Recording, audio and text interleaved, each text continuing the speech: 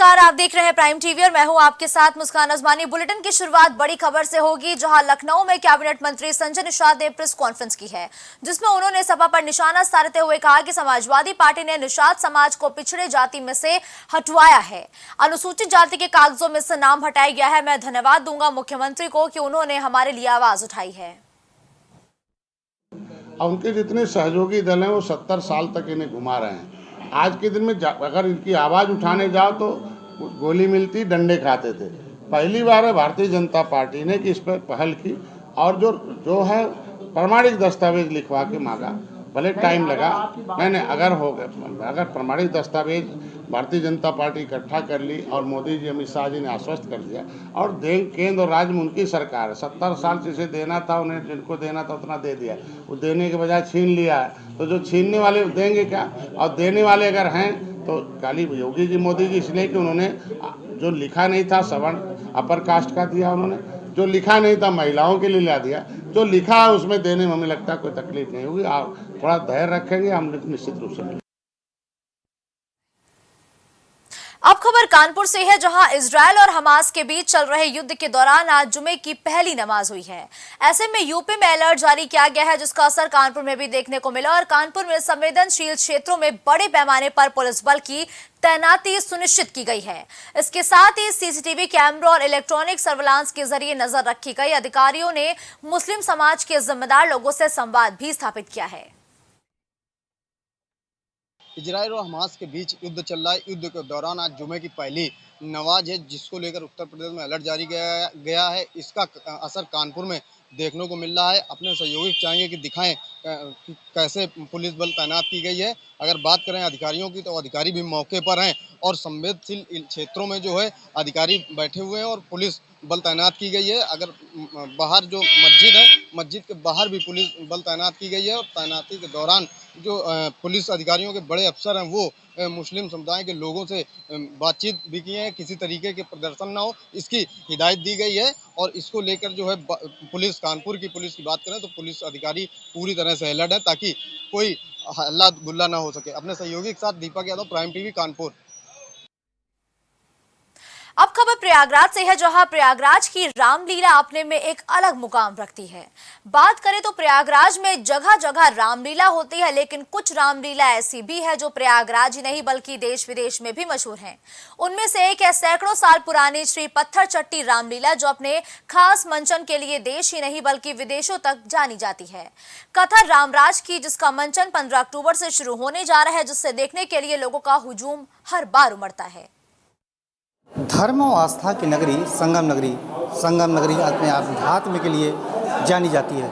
वहीं बात करें प्रयागराज की रामलीलाओं की तो कहीं ना कहीं उनकी बात भी ना हो तो वो बात अधूरी सी लगती है। जी हाँ, प्रयागराज की रामलीला जो प्रयागराज ही नहीं, देश ही नहीं, विदेशों तक में अपनी ख्याति रखती है, अपनी प्रसिद्धता रखती है।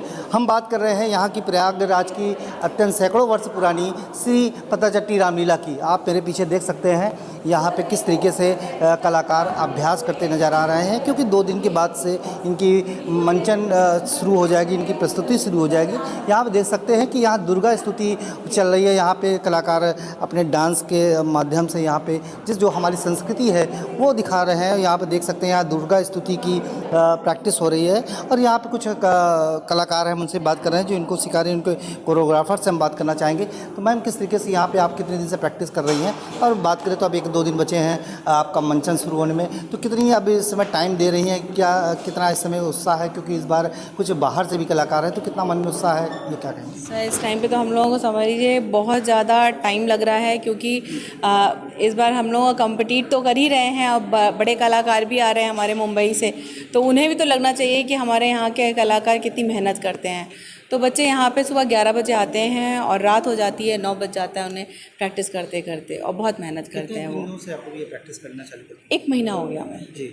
1 महीने से हम प्रैक्टिस कर रहे हैं यहाँ पे। तो यहाँ पे जिस तरीके से इन्होंने बताया कि यहाँ पे 1 महीने से ये प्रैक्टिस कर रही हैं, और बात करें कि लास्ट मोमेंट में ये टाइम ड्यूरेशन ज़रूर बढ़ जाता है, जहाँ 3 से 4 घंटे प्रैक्टिस डेली अमूमन दिया करते थे, वो अब इसमें प्रैक्टिस में वो लगभग 7 से 8 घंटा हो गया और ये प्रैक्टिस कर रहे हैं। आप देख सकते हैं यहाँ पे ये डांस की प्रस्तुति कर रहे हैं। और सबसे ख़ास बात है यहाँ पे कुछ ऐसे भी कलाकार हैं, यहाँ पे एक संगम और भी देखने को मिलता है, चाहे क्योंकि ये संगम है गंगा यमुना सरस्वती का संगम है, तो यहाँ पे कलाकारों का भी संगम है। यहाँ पे हिंदू भी हैं, मुस्लिम हैं, सब एक साथ मिल करके प्रस्तुति देने के लिए तैयारी कर रहे हैं। यहाँ पे आयमान है, उनसे बात करना चाहेंगे। आयमान, किस तरीके से आप यहाँ पे प्रस्तुति दे रहे हैं और किस तरीके आप मुस्लिम हैं और यहाँ पे राम की कथा का मंचन होगा, तो कैसा लग रहा है, आप क्या कहना चाहेंगे? हमें तो बहुत अच्छा लग रहा है और यहाँ पर आने पे कोई दिक्कत नहीं है। हमें घर वालों से सपोर्ट मिलता है, क्योंकि मम्मी कहती हैं कला को धर्म से नहीं जोड़ना चाहिए, कला दिखाने का जहाँ अवसर मिले वहाँ जाना चाहिए। और हम सब लोग एकता में मिल के रहते हैं और प्रयागराज इसीलिए जाना भी जाता है।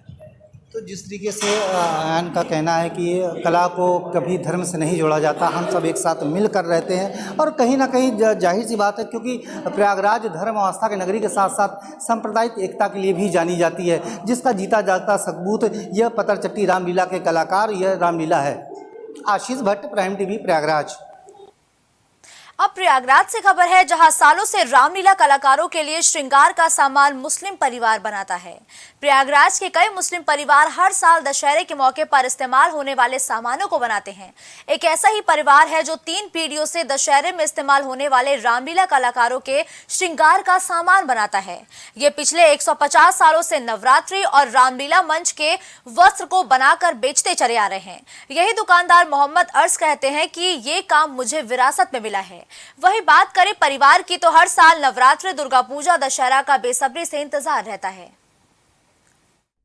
जब से हम देख रहे हैं, हमारे परदादा, दादा, मेरे वालिद साहब, चचा, मतलब मेरा पूरा परिवार मिल के ये काम करता चला आ रहा है, और हमारे इस काम करने से बड़ा सुकून भी हम लोग को मिलता है, और हम लोग में एक भाईचारा बना रहता है। जो हिंदू मुस्लिम जो हम लोग का भाईचारा रहता है, वो आते हैं, लेते हैं, एक दूसरे से हंसते बोलते हैं, मिलते जुलते रहते हैं। और हमारा ये काम करीब 150 साल से चलता चला आ रहा है, और हम लोग भी करते चले आएंगे ये काम को। हम लोग का नाम बोला जाता है, 8-10 महीना पहले का काम चालू हो जाता है, फरवरी से काम चालू हो जाता है, और दिसंबर अक्टूबर में ये सब काम ख़त्म हो जाता है। ये सब हम लोग सालों साल बनाते हैं, बेच के 2 महीने में काम कर लेते हैं, सब हम उल्टा सीधा जैसे होता है।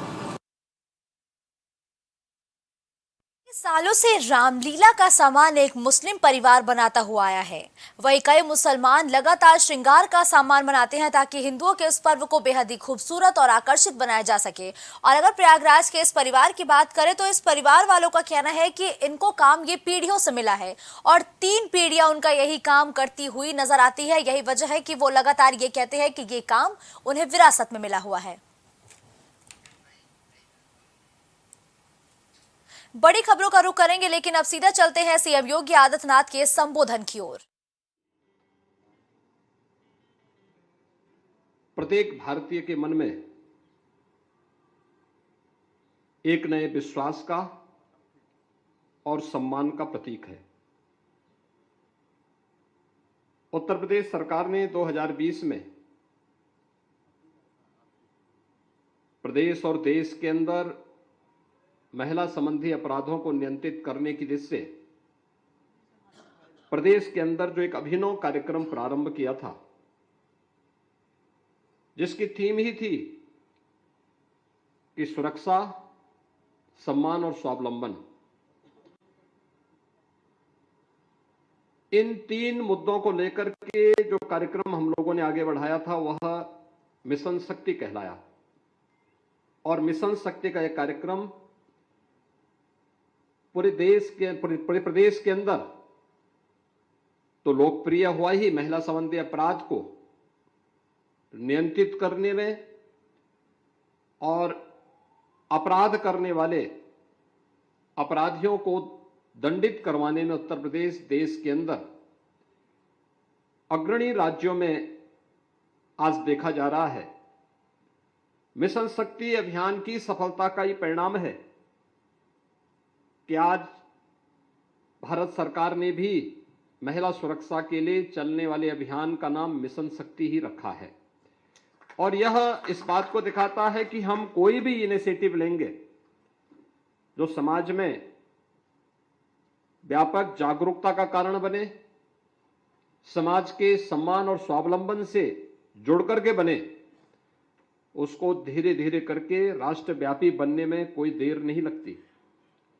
आज का ये कार्यक्रम मिशन शक्ति के चतुर्थ संस्करण को जो कल से प्रारंभ होना है, इसके प्रति जागरूकता के कार्यक्रम को आगे बढ़ाना है।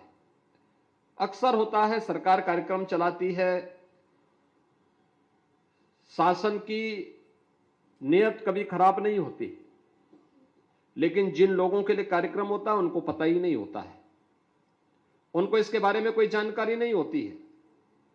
इसलिए उन लोगों को सही जानकारी हो जाए, उनको समय पे जानकारी हो जाए। हम अक्सर देखते हैं शासन की कोई भी योजना चलती है, जो उसके पात्र हैं या जिन लोगों के लिए योजना है उनको दूर दूर तक पता नहीं हो पाता है। और आज इसीलिए इस समय एक समय में प्रदेश के सभी 75 जनपदों में महिला सुरक्षा के लिए आज यह जागरूकता रैली और इसके उपरांत हर जनपद में कार्यक्रम होंगे। स्कूल कॉलेजेस में भी प्रभात फेरियां निकल रही होंगी। इसके अलावा उन जनपदों में महिला सुरक्षा से जुड़े हुए क्षेत्र में, सम्मान से जुड़े हुए क्षेत्र में, स्वावलंबन से जुड़े हुए क्षेत्र में जिन लोगों ने अच्छा काम किया है, उनके सम्मान का एक कार्यक्रम और उसके बाद कल से फिर ये कार्यक्रम हर एक स्तर पर प्रारंभ होंगे, जिनमें जनपद स्तर पर एक और हर गांव और नगर निकायों के वार्डों में केंद्र और राज्य सरकार की नारी गरिमा, सुरक्षा और सम्मान से जुड़ी हुई विभिन्न प्रकार की जो योजनाएं हैं, उन योजनाओं का प्रचार प्रसार होगा। वहीं सुरक्षा से संबंधित विभिन्न मुद्दों पर भी वहां पर उन्हें अवगत कराया जाएगा कि वास्तव में सरकार ने कदम उठाए हैं, लेकिन इसकी जानकारी जो उसका नीडी है उस तक नहीं पहुंच पाया है। चाहे वह 181 है, एक घरेलू हिंसा से पीड़ित महिला की सुरक्षा में किस प्रकार का सहायक हो सकता है, वन स्टॉप सेंटर की क्या भूमिका हो सकती है, 1090 ये किस रूप में सहायक हो सकता है, या फिर अन्य जो इमरजेंसी कॉल के नंबर हैं, इनका उपयोग किस रूप में कोई कर सकता है, इन सब के बारे में जागरूकता भी वहां पर देने के कार्यक्रम में निरंतर चलते रहेंगे। वर्ष भर चलने वाले कार्यक्रम है, एक दिन के लिए नहीं। और उत्तर प्रदेश में इस दिशा में पहले से किए गए प्रयास, बहुत सारे क्षेत्रों में जो प्रयास किए गए थे उसके परिणाम आए हैं। तो अब इसे प्रभावी ढंग से आगे बढ़ाने का एक कार्यक्रम चतुर्थ संस्करण में दिखना चाहिए। अलग अलग स्तर पर भी इसके बारे में कार्यक्रम चलेंगे। सेल्फ हेल्प ग्रुप्स अलग अलग जनपदों में ग्राम पंचायत स्तर पर किस प्रकार का कार्य कर रहे हैं, वीसी सखी की भूमिका किस रूप में प्रभावी उत्तर प्रदेश में रही है, कोई कल्पना ही नहीं कर सकता। जिन महिलाओं के बारे में लोग बोलते थे ये बहुत पढ़ी लिखी नहीं है, ये क्या काम कर पाएंगे, आज वे वीसी सखी बन करके, बैंकिंग कॉरेस्पॉन्डेंट सखी बन करके गांवों में बैंक की कमी को पूरा कर रही हैं। और गांवों में हमने देखा कि हाई स्कूल और इंटरमीडिएट पास उन महिलाओं को प्रशिक्षण दिया गया, 6 महीने तक मानदेय राज्य सरकार ने उपलब्ध करवाया। आज जब बैंक से कमीशन कमाती हैं, बैंक के साथ लेन देन करके गांव की जुड़ी भी जितनी भी लेन देन से जुड़े हुए मामले उनको करते हैं, उनमें जो सबसे कम कमाने वाली महिला है वो 25,000 है, और सब अधिक कमाने वाली तो लगभग 1.25 लाख और 1.5 लाख तक कमा रही हैं हर महीने। ये चीजें दिखती हैं, प्रयास को आगे बढ़ाने की आवश्यकता है। इससे पहले झांसी में भी 2019 में एक कार्यक्रम हम लोगों ने प्रारंभ किया था। गांव की 5-7 महिलाएं ऐसी मिली मुझे, उन्होंने कहा हमें कुछ नौकरी या रोजगार कुछ दे दिया जाए। हम लोगों की समझ में भी नहीं आ रहा था। मैंने पूछा उन लोगों से कौन कहां तक पढ़ाई की है, तो कोई तीसरी क्लास पास थी, कोई 5वीं क्लास पास थी, जो सबसे अधिक पढ़ी लिखी थी वो 8वीं क्लास पास थी। लेकिन केंद्र और राज्य सरकार ने मिलकर के उन्हें थोड़ा सपोर्ट किया। बलेनी मिल्क प्रोड्यूसर की स्थापना होती है और आपने देखा होगा पिछले 3 वर्ष के अंदर उनका कार्य प्रतिवर्ष 1.5 लाख करोड़, प्रतिवर्ष 150 करोड़ का उनका टर्नओवर है और लगभग 15 से 16 करोड़ का नेट प्रॉफिट होता है उनको। 40,000 महिलाओं को उन्होंने अपने साथ जोड़ा है। करने की इच्छा शक्ति होनी चाहिए, सरकार का समर्थन होना चाहिए, प्रशासन सकारात्मक भाव के साथ अगर उनके साथ खड़ा हो जाए वे कुछ भी कर सकती हैं। और प्रदेश के अंदर आधी आबादी के लिए जो एक प्रयास होने चाहिए, देश की सबसे बड़ी आबादी का राज्य है, इस राज्य को इस अभियान को लीड करना चाहिए। इस दिशा से आज का एक कार्यक्रम यहां पर शुभारंभ हो रहा है। इस रैली के शुभारंभ के माध्यम से जन जागरूकता का एक अभियान, और इसके बाद इसी के साथ ही पूरे प्रदेश भर में रैलियां निकलेंगी। प्रदेश भर में रैली निकलने के साथ साथ स्कूल कॉलेजेस में भी प्रभात फेरियां होंगी, इससे जुड़े हुए अनेक कार्यक्रम होंगे। लेकिन कल से एक पक्ष जागरूकता का होगा, उन समस्याओं के समाधान का होगा, लेकिन दूसरी ओर कार्यक्रम हर थाना क्षेत्र में इन्फोर्समेंट का भी होगा। अगर कोई महिला सुरक्षा के साथ सेंध लगाने का दुस्साहस कर रहा है तो सख्ती से निपटने के भी आदेश दिए गए हैं। बहुत अब तक हम लोग समय दे चुके हैं बहुत सारे लोगों को। कुछ लोग जो इस प्रकार के अपराध करने के अभ्यस्त हैं, उनके साथ सख्ती से निपटने की एक कार्रवाई प्रदेश भर में, और मैंने गृह विभाग से इस बारे में कहा कि हर थाना क्षेत्र की पूरी रिकॉर्ड आने चाहिए, किस थाना क्षेत्र में किस प्रकार की कार्रवाई हुई है। ये सभी अभियान सुरक्षित रूप से प्रभावी ढंग से आगे बढ़ सके, इस दिशा से ये रैली अत्यंत महत्वपूर्ण है।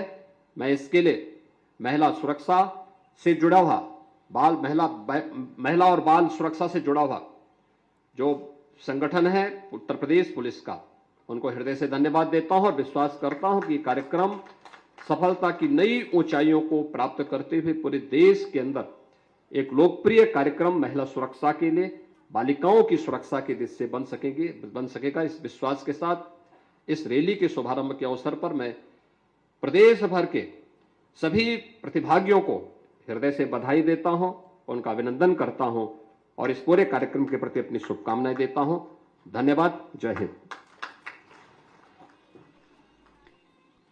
मिशन शक्ति 4.0 के आगाज कार्यक्रम में सीएम योगी आदित्यनाथ ने कहा कि महिलाओं की सुरक्षा पर भारतीय जनता पार्टी और यूपी सरकार का विशेष फोकस है। यही वजह है कि अपराधियों पर नकेल कसने की तैयारी में लगातार योगी सरकार रहती है। प्रदेश में अपराध के खिलाफ अभियान चलाया जा रहा है ताकि प्रदेश की महिलाओं को सुरक्षा का एहसास कराया जा सके। इसके साथ ही यूपी आज अग्रणी राज्य बनने की ओर लगातार अग्रसर है। ये बातें सीएम योगी आदित्यनाथ ने आज मिशन शक्ति 4.0 आगाज के दौरान कही है। अपने संबोधन में सीएम ने कहा कि महिलाओं की सुरक्षा हमारी प्राथमिकता है और यूपी में महिलाएं सुरक्षित रहे, इसके लिए लगातार हमारी सरकार काम कर रही है। अधिकारियों के साथ बैठकें की जा रही हैं और साथ ही साथ अधिकारियों को सख्त दिशा निर्देश दिए जा रहे हैं। तो देखिए अब ये रैली को झंडा दिखाते हुए सीएम योगी आदित्यनाथ इन तस्वीरों में नजर आ रहे हैं और ये रैली तकरीबन 6 पॉइंट से होते हुए 1090 चौराहे पर आकर समाप्त होगी और इस रैली के जरिए महिलाओं की शक्ति को दिखाने का प्रयास किया जाएगा। और ये देखिए लाइव तस्वीरें हैं लखनऊ से, जहां सीएम योगी आदित्यनाथ के संबोधन के बाद अब इस रैली को झंडी दिखाते हुए रवाना कर रहे हैं सीएम योगी आदित्यनाथ। तो मिशन शक्ति 4.0 यानी कि चौथे संस्करण का ये जो आगाज है हो चुका है, जहां सीएम योगी आदित्यनाथ इस वक्त रैली को हरी झंडी दिखाकर रवाना करते हुए नजर आ रहे हैं। इसके साथ ही सीएम योगी आदित्यनाथ ने अपने संबोधन में कहा कि आज की महिलाएं सशक्त हो रही हैं और यूपी में महिलाओं की सुरक्षा भारतीय जनता पार्टी के साथ यूपी सरकार की प्राथमिकता है।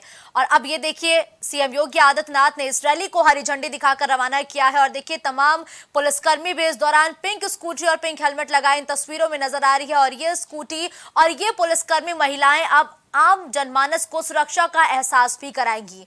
और इसके साथ ही ये जो रैलियां है महिलाओं के सशक्तिकरण की तस्वीरों को दिखाती हुई ये रैली 1090 चौराहे पर जाके खत्म होगी। और देखिए ये सीधी तस्वीरें हैं लखनऊ से, जहां मुख्यमंत्री योगी आदित्यनाथ ने महिलाओं के सशक्त होने की एक और तस्वीर पेश की है, जहां इस वक्त एक रैली को हरी झंडी दिखाकर सीएम योगी आदित्यनाथ ने रवाना किया है। और ये देखिए, स्कूटी पर सवार होकर तमाम पुलिसकर्मी महिलाएं रवाना हो चुकी हैं और ये रैली 1090 चौराहे पे जाके खत्म होगी। इसके साथ ही अपने संबोधन में सीएम योगी आदित्यनाथ ने एक बार फिर महिलाओं के सशक्त होने का जिक्र किया है और कहा है कि यूपी में महिलाओं के खिलाफ जो अपराध है वो लगातार कम हो रहे हैं और अपराधियों को पर नकेल कसने के लिए भारतीय जनता पार्टी लगातार काम कर रही है। यूपी में अपराध कम हो सके इसके लिए लगातार बैठकें की जा रही है और आज की महिलाएं सशक्त हो रही हैं। ये बातें सीएम योगी आदित्यनाथ की ओर से कही गई हैं। और ये देखिए, सीधी तस्वीरें हैं लखनऊ से, जहां इस वक्त सीएम योगी आदित्यनाथ रैली को हरी झंडी दिखाकर रवाना कर चुके हैं और इस रैली के दौरान तमाम पुलिसकर्मी महिलाएं पिंक स्कूटी पर सवार होकर महिलाओं को और साथ ही आम जनमानस को सुरक्षा का एहसास इस रैली के जरिए करवाएंगे और ये रैली 1090 चौराहे पर जाकर के खत्म हो जाएगी।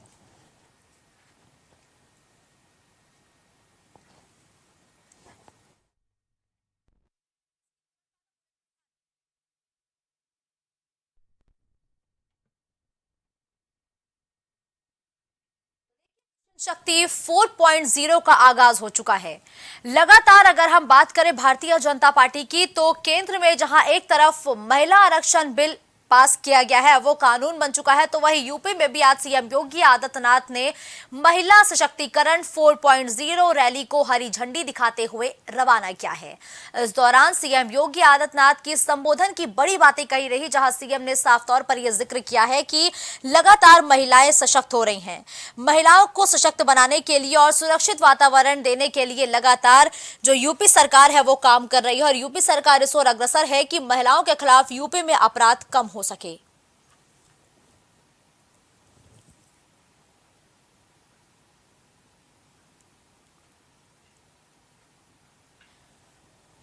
तो आज से मिशन शक्ति के चौथे चरण की शुरुआत हो रही है। 2017 में योगी आदित्यनाथ जब उत्तर प्रदेश के मुख्यमंत्री बने, उसके बाद से ही महिला अपराधों को लेकर सरकार ने पुलिस अफसर को सख्त एक्शन लेने के निर्देश भी जारी किए थे और एक बार फिर महिलाओं से जुड़े अपराधों को लेकर डीजीपी मुख्यालय ने नया सर्कुलर जारी किया है। डीजीपी विजय कुमार ने सभी जोनल एडीजी और पुलिस कमिश्नर को पुराने आपराधिक मामलों को निपटाने के लिए 15 दिन का विशेष अभियान चलाने के निर्देश दिए हैं। तो यह अभियान 15 दिन तक चलेगा, जिसको आज सीएम योगी आदित्यनाथ ने शुरुआत की है। हरी झंडी दिखाकर इस रैली का शुभारंभ भी किया गया। वही मिशन शक्ति के माध्यम से यूपी सरकार हर महिलाओं को अपने अधिकारों के प्रति जागरूक करने का अभियान चला रही है।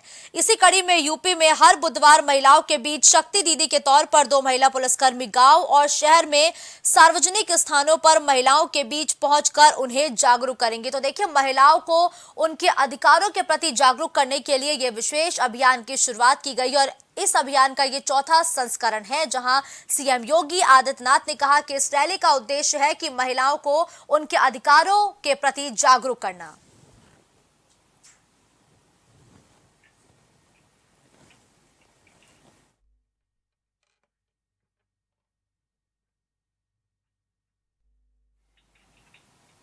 अब रुक करते हैं खबरों का, जहां गोंडा में प्रदेश सरकार के आदेश और डीजीपी यूपी के सख्त चेतावनी के बाद भी गोंडा में सालों से एक ही स्थान पर जमे पुलिसकर्मियों को एसपी, डीआईजी समेत एडीजी जोन गोरखपुर द्वारा आरक्षी, उप निरीक्षकों और निरीक्षकों के कार्यक्षेत्र में बदलाव किया गया है। जिले में कानून व्यवस्था तो सुधरी, पर कुछ पुलिसकर्मियों की कार्यशैली पर आज भी सवाल उठ रहे हैं, जिसका कारण है कि स्थानांतरण होने के बाद भी कुछ पुलिसकर्मी अपने स्थान पर जमे हुए हैं, जिसको लेकर क्षेत्र में कानून व्यवस्था पूरी तरीके से ध्वस्त हो रही है।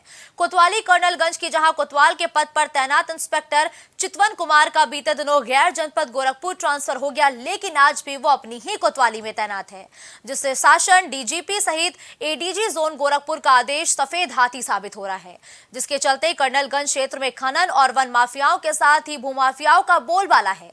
तो वहीं बीती रात थाना क्षेत्र के चौराहे और गांव में करीब 7 चोरियां एक साथ हुई। इतनी चोरी होने से क्षेत्र में दहशत का भी माहौल है। तो आज सुबह हम यहाँ पे आए, फोन आया, अगर देखा तो डिब्बा पर पूरा छितराम पड़ा था। मेरा शटर सब काउंटर इधर फैला हुआ था। उसमें काफी कचोरी हुई है। 5 किलो चांदी, 100 ग्राम सोना लमसम में से गया है। पालिश का सामान भी गया है। किस चीज की दुकान थी? सराफे की दुकान थी, बर्तन की भी दुकान थी। उसमें आपका घर कहाँ पर? गुड़ाई भी करेंगे। उसमें वहाँ से आपकी दुकान कितनी दूरी पर है? 3 किलोमीटर है। सूचना कब मिली थी आपको? सूचना सुबह मिली हमको 9 बजे। कब से दुकान आपका है? कम से कम 5 साल हो गया। सूचना आपको किसके द्वारा मिली? फ़ोन आया था, बगल में सब्जी दुकान है, उसकी फ़ोन आया था। आज रात हमारे यहाँ दुकान में चोरी हो गई है थाने, तो मतलब हमारी दुकान तोड़ी गई है। बगल में दादा की जो मकान मालिक है उनकी दुकान तोड़ी गई है। इसमें नकदी लगभग 16 साढ़े 16 हज़ार रुपया था। बाकी फुटकर पैसे थे वो काउंट नहीं किए थे और ये सब चोरी हो गया। साथ साथ इसमें हेडफोन वगैरह और टार्च वगैरह कई सारे सामान निकाले गए हैं। अभी हमने शटर उठाया नहीं है। कल रात में हम लोग दुकान बंद करके गए हैं 8 साढ़े 8 बजे। उसके बाद सुबह पता चला कि दुकान का शटर किसी ने चप्पल से उठा के पूरा सामान निकाल ले गया है। कैमरा लगे थे बाहर, तो कैमरा जो बाहर लगा था उसकी DVR अंदर लगा था, DVR भी वो निकाल लेके चले गए हैं। 7-8 हज़ार रुपये कैश रखा था वो भी उठा ले गए पूरा। आपने कहीं एप्लीकेशन दिया है? हमने स्थानीय थाने में एप्लीकेशन दिया है। अब खबर हरदोई से है, जहां थाना टड़ियावा से एक दंपति ने डीजल छिड़क कर आग लगाने की कोशिश की है, जिसके बाद से इलाके में हड़कंप मच गया। बताया गया कि दंपति की बेटी से छेड़छाड़ और मारपीट की शिकायत लेकर वो थाने गई थी। कई दिन दौड़ने के बावजूद जब कोई सुनवाई नहीं हुई और पीड़ित को थाने से भगा दिया गया, तब दंपति ने थाना टड़ियावा के गेट पर खुद पर डीजल डालकर आत्मदाह करने का प्रयास किया। कार्यालय पर तैनात पुलिसकर्मियों ने दौड़कर दंपति की जान बचाई। वहीं इस मामले में अपर पुलिस अधीक्षक पश्चिमी दुर्गेश सिंह ने बताया कि 2 पक्षों में विवाद हुआ था, जिसमें नीरज की तहरीर पर पुलिस ने संबंधित धाराओं में मुकदमा दर्ज कर लिया था। दूसरे पक्ष संतराम की तरफ से आरोप लगाया गया कि उसके साथ भी मारपीट हुई और उसकी 17 वर्षीय पुत्री के साथ छेड़छाड़ भी हुई है। पुलिस को कोई तहरीर नहीं मिली थी। हालांकि अब मामले की जांच की जा रही है। देहात का यह प्रकरण है जिसमें एक छात्रा के स्कूल जाते समय एक सहुरे द्वारा परेशान करने का आरोप लगाया गया है। उपरोक्त मामले में थाना स्थानीय स्तर से मुकदमा पंजीकृत कर विधिक कार्रवाई की जा रही है। जहां तक वारी द्वारा यह कहा गया है कि पुलिस द्वारा अपेक्षित कार्रवाई नहीं की गई, उपरोक्त मामले की भी जांच की जा रही है। इसमें अगर किसी प्रकार की लापरवाही पाएगी तो दिनांक 11/10/2023 से एक लड़का मेरी लड़की का पीछा कर रहा है, जो हमारी लड़की जो है BA की छात्रा है, और उसको रास्ते में रोक के कहता है अपना फेस दिखाओ और मोबाइल नंबर दो, जिससे मेरी लड़की परेशान और आहत है, विद्यालय जाने से मना करती है। तब हम एक मजबूर होकर एक प्रार्थना पत्र देहात कोतवाली में इंस्पेक्टर साहब को दिया, तो उन्होंने बताया कि ऐसे कैसे हम ढूंढ पाएंगे, और गाड़ी नंबर का जो है हमारी बच्ची। अगली खबर देवरिया से है, जहां यूपी STF और थाना कुकुंदू पुलिस ने 6 कुंतल से ज्यादा गांजे के साथ 2 अभियुक्तों को गिरफ्तार किया है। मुखबिर की सूचना पर गोरखपुर सलेमपुर मार्ग स्थित कुकुंदू चौराहे पर एक कंटेनर टीम की केबिन बनाकर उसमें छिपाकर गांजा से ले जाया जा रहा था, जिसकी कीमत लगभग 1.5 करोड़ बताई गई है। फिलहाल आरोपियों को गिरफ्तार करके जेल भेज दिया गया है। ये उत्तर प्रदेश पुलिस द्वारा मादक पदार्थों की तस्करी के विरुद्ध लगातार चलाए जा रहे अभियान के अंतर्गत उत्तर प्रदेश STF और जनपद देवरिया में कुकुंदू थाना की पुलिस के संयुक्त टीम द्वारा ये कार्रवाई की गई है, जिसमें एक कंटेनर सीज़ किया गया है, जिसमें लगभग 6 क्विंटल गांजा बरामद हुआ है, जिसकी मार्केट में वैल्यू लगभग 1.5 करोड़ है। इस प्रकरण में 2 अभियुक्तों की गिरफ्तारी की गई है, उनसे पूछताछ की जा रही है और आगे की विधिक कार्यवाही पुलिस द्वारा की जा रही है।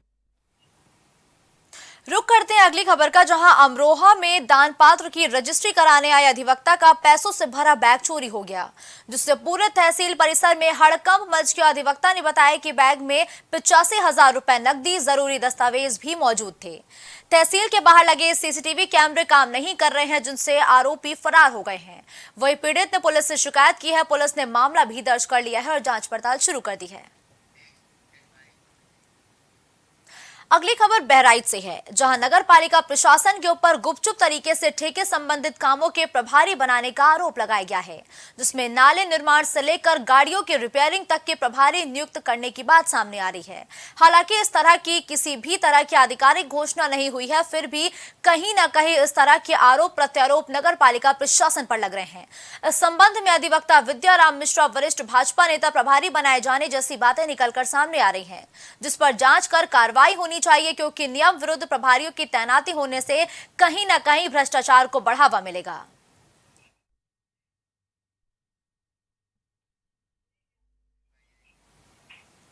मेरठ से खबर है, जहां डीएम कार्यालय में कार्यरत चतुर्थ श्रेणी के युवक विनोद कुमार की दबंगई देखने को मिली। मामूली कहासुनी को लेकर दो पक्षों में लाठी डंडे चले। दबंगई और मारपीट का सीसीटीवी वीडियो भी सामने आया है।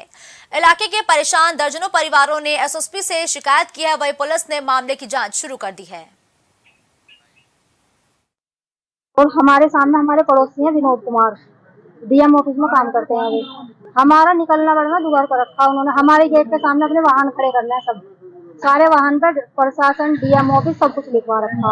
और हम धमकी दे रहे हैं पूरी हमें कि रहने देने के यहाँ पे। कभी मारपीट करे, कभी मेरा गला दबा दिया, कल मेरे साथ और अब तो जखम है मेरे सामने।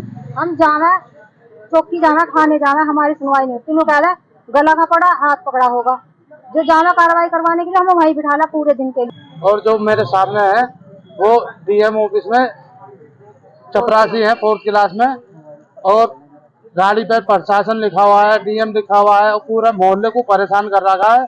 और हमारे साथ हाँ, पड़ोस में जो रहते हैं उन्हें भी लड़के परेशान करके भगा दिया। अब मेरा नंबर आ गया है जी। आज एसएसपी ऑफिस आए हैं। हाँ जी। उसका क्या नाम है जो डीएम ऑफिस में काम करता है, और विनोद कुमार है जी। किस लिए आए हैं? आज हम हमारी रिपोर्ट लिखी जाए और मारपीट जो करी है उस पर कार्रवाई की जाए। खबर बहराइच के शिक्षा एवं प्रशिक्षण संस्थान प्रयागपुर से है, जहां प्रशिक्षित छात्राओं के विदाई कार्यक्रम में जमकर अश्लीलता परोसी गई। जहां डायट प्रिंसिपल ने शिक्षक की गरिमा को तार-तार कर दिया। आपको बता दें कि बीटीसी छात्राओं के साथ गलबहियां कर प्रिंसिपल उदयराज ने जमकर अश्लील डांस किया। अपनी गरिमा को भूल प्रिंसिपल उदयराज ने शिक्षण संस्थान की धज्जियां उड़ा दी, जिसके बाद प्रिंसिपल उदयराज का प्रशिक्षित छात्राओं के साथ डांस का वीडियो भी अब सामने आया है।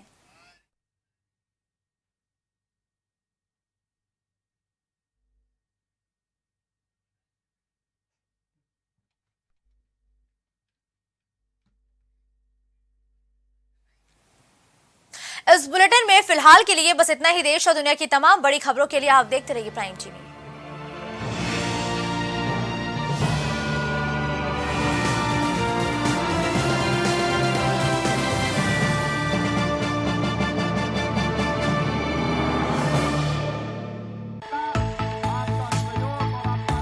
कुछ भाव पुष्प।